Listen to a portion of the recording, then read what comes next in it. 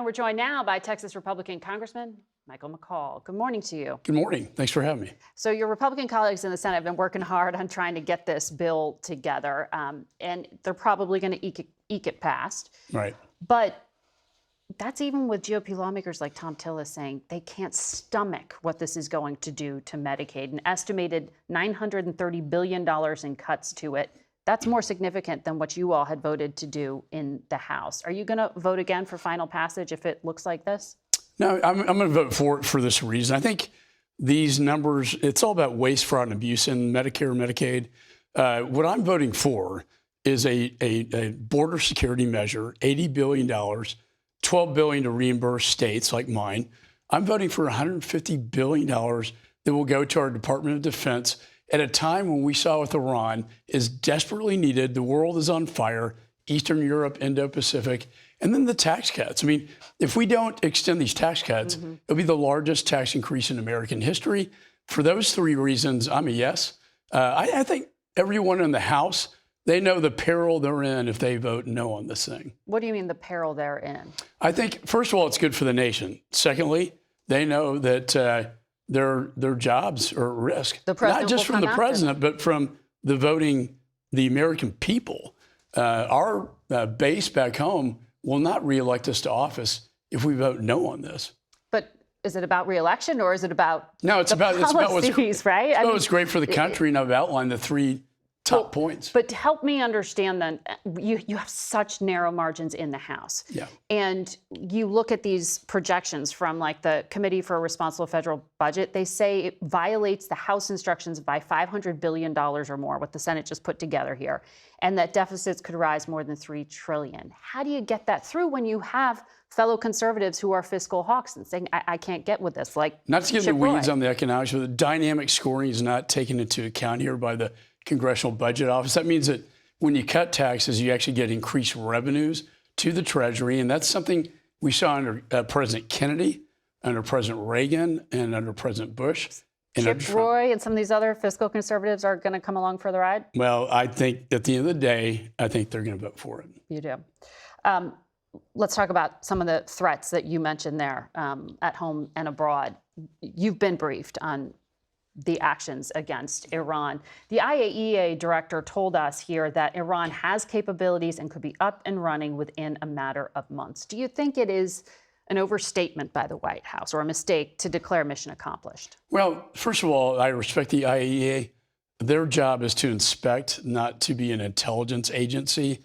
So they don't really have the clear intelligence analysis that I would attribute to our intelligence community, like the CIA. We met with Director Ratcliffe. It was not just his decision. These are career and intelligence officers that have been in the CIA for over 30 years that made this assessment that it was severely damaged and sets the program back a matter of years.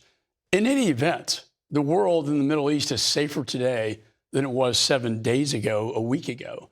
That is highlighted by the fact that the proxies didn't light up. Russia didn't come to their aid. China basically ran back for cover. Iran is on its own and psychologically is very damaged. The deterrence is real. The damage is real. This is a masterful military operation, the likes of which I haven't seen since my father's war, World War II. So on the homeland front, do you then dismiss these concerns about threats?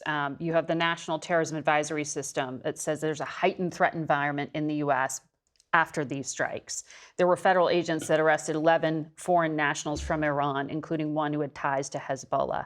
Have you seen specific evidence of any kind of threat here in the United States, or is it, as you say, just done and over with? No, I have. We picked up 11 Iranians, one a sniper, one IRGC, another one a known suspected terrorist, just within the last couple of days. But were they planning to do anything, or did they just happen to have those alliances from the past? You know, I don't know all the details, but I will tell you the FBI briefed me in a defensive briefing after Soleimani was killed. I was a part of that. Back in 2020. That I was under indictment in Iran and that I was on that top target list. So, you know, look, is it imminent?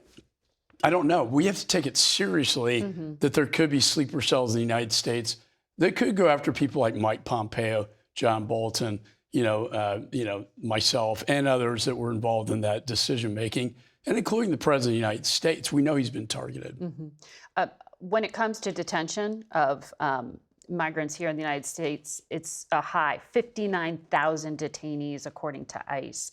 47% of them, though, lack a criminal record. Fewer than 30% have been convicted of crimes. Doesn't that show that the numbers, these aren't the worst of the worst? Yeah. I was a federal prosecutor for many years, counterterrorism. You have to prioritize, right? I would prioritize the aggravated felons that Mayorkas let in defiance of federal law. It was shall detain. He said may detain and let them out into the streets. I would prioritize that. So you would prefer that Homeland Security prioritize them and not run up the numbers the way they are in the statistics. Well, I think they're running the numbers up because 15 to 20 million people came under the Biden administration, and they're trying to get some sanity involved in the United States. And I think deterrence is the key here. And Margaret, it is working. The apprehension rate at the border, and Texas is the biggest one, has gone down to almost zero. I mean, the border is just about secure. Catch and release is over, and the threats are going away. Mike McCaul, Congressman, thank you very much for your insights today. Thanks, Margaret. Thanks for having me.